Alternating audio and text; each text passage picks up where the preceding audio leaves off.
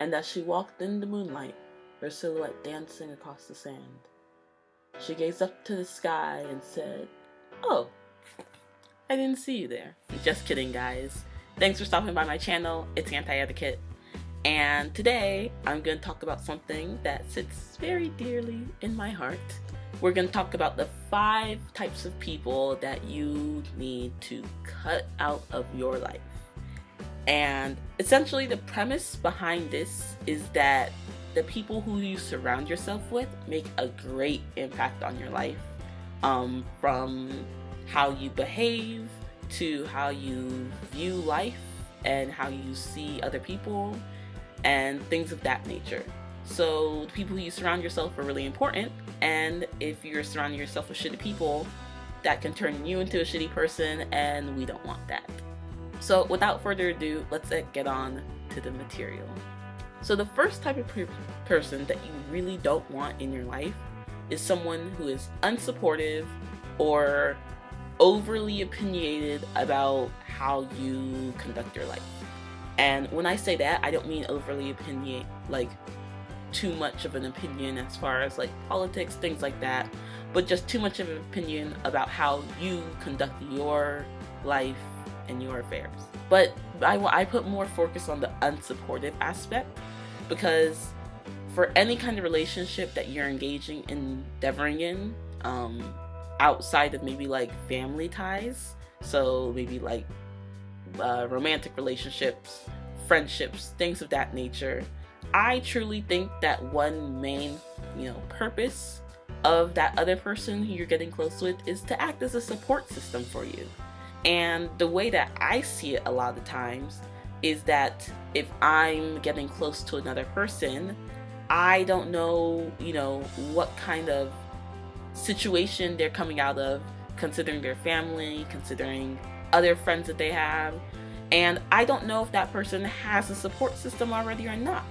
And whether they do or not, I see myself having a role as contributing to advocating for that person and supporting that person and letting them know that I do. So essentially for me, I always let my friends know that no matter what kind of decisions they make about their life, about how they want to operate, whether it goes against any advice that I've given them, at the end of the day, I support them in all of their actions. So if you have some people in your life who don't support you, don't advocate for you, I think you should take them out of your life. The next kind of person I want to go on to is the people who always think they're right. So AKA, I call these also the "I told you so" people. Essentially, these are the kind of people who any small thing that happens, they want to reiterate that "I told you so," "I was right," or they think that I'm always right, and that leads to situations where anything that you say automatically defaults to wrong because their opinion is the one that's right. And essentially, I just think that this is a little stupid. I mean, for me, I think them saying that not only is problematic because they're not always right, but I kind of think that them saying that is kind of hiding away some inner uncertainties that they have. They have inner uncertainties about themselves, perhaps, and for that reason, they're projecting onto others that they're certain about other things. Either that, or they're just an asshole, because I don't understand why people always want to make sure that they're right, always want to make other people know that they're right, always want to say "I told you so" about everything. So those kind of aren't really the kind of people that you really want to be surrounding yourself with. This third type of person is really important, and I think many people encounter this one very often, but aren't able to tease it out, or just don't realize that that's what's happening. And these are the kind of people who aren't willing to, what I say, meet you halfway. So essentially, when you're engaging in any kind of relationship, I don't care if that's with your boyfriend, I don't care if that's with a friend, I don't care if it's with your dog, there has to be energy from both parties contributing to making that relationship work. So if you're the only one who is putting in sufficient energy or always going out of your way for that person and they're not doing the same, there's a disbalance in the relationship and essentially it doesn't work out. I mean, you're wasting your energy. Now, for this one specifically, I wouldn't say that you necessarily have to cut them out of your life, but one does need to reevaluate how much energy they're putting into the relationship and how much energy the other party is contributing. And if, things don't kind of match up, there's room for you to alter how much energy you're putting in. If you're putting so much energy into something and the other person doesn't feel the same and isn't doing the same, that's wasted energy that you can be putting elsewhere in your life. The next type of person is what I call the hyper-competitive type. And this is hyper-competitive on both ends. So hyper-competitive in the sense that they want to be better than you in everything, and also that they want to be worse than you at everything. I encounter a lot of these kinds of people. So for instance, maybe let's say, you go to them, bump into them at the library or out, to dinner with them, and you're just like, oh, today was shitty, had an essay due and two homeworks due, today was just shitty. And these type of people kind of always feel the need to outdo you. So it's like, oh, well, my day was shittier. I had 4 papers and 3 exams. Or, they just always need to one-up you for some reason. While I feel that there is a place for competition in the world, I don't necessarily think that there's a place for competition in all relationships. Now, of course, friendly competition is fine and everyone loves a little bit of that. But if you're always competing to outdo your best friend or outdo your boyfriend, I think that's a little toxic because you're constantly pitting yourselves against each other, and that's going to lead to ruins eventually.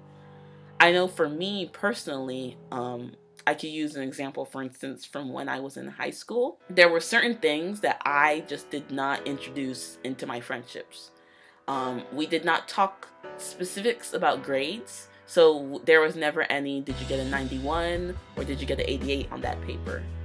We also never talked about scores on standardized exams, which was a biggie, and towards the latter years of high school, that became a really big thing. We did not talk about that, mainly because I think there tends to be an inherent tendency in some people to compare themselves to others, to be like, oh, I did better than them, that means that they're dumber than me. Or to be like, oh, they did better than me, why did I not do as good as her? Because I'm smarter than her. Things like that. It just introduces unnecessary, unhealthy competition into relationships that I don't think there's any place for it. So people who are always trying to outdo you, those kind of friends, I don't think are the best kind of friends that you should be surrounding yourself with.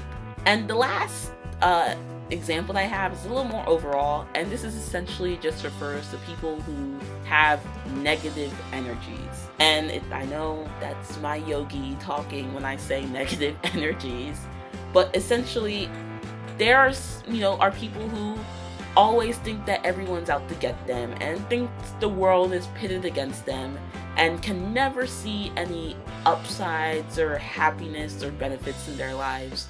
And for me, I truly believe that when you surround yourself with people like that, you yourself will start seeing things like that or viewing things like that.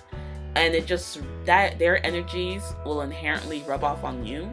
So if you're around a lot of people who just can't see any benefits in their life, which obviously there's at least one if they're breathing, I just think that those kind of energies can have a bad impact on you. And I'm not saying that, their feelings, they're being down is not warranted.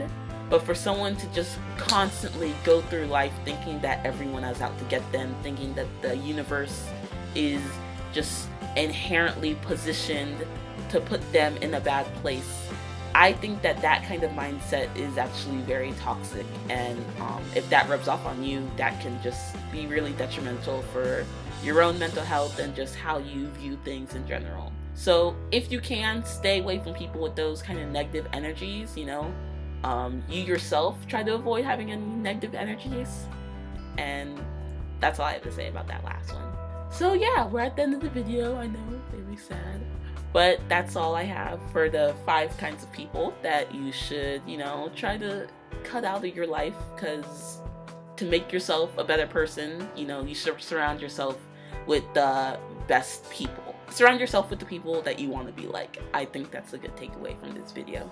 So I'd really appreciate it if you liked this video. If you can, leave a comment down below. Do you have friends like this? Have you cut people out of your life for these reasons before? Do you have anything to add to this list? Definitely leave things in the comment section down below. Also, leave me any video ideas that you want me to do, maybe that branch off this topic, maybe unrelated. Either one's fine. And I'll catch you guys in my next video. Thanks for stopping by.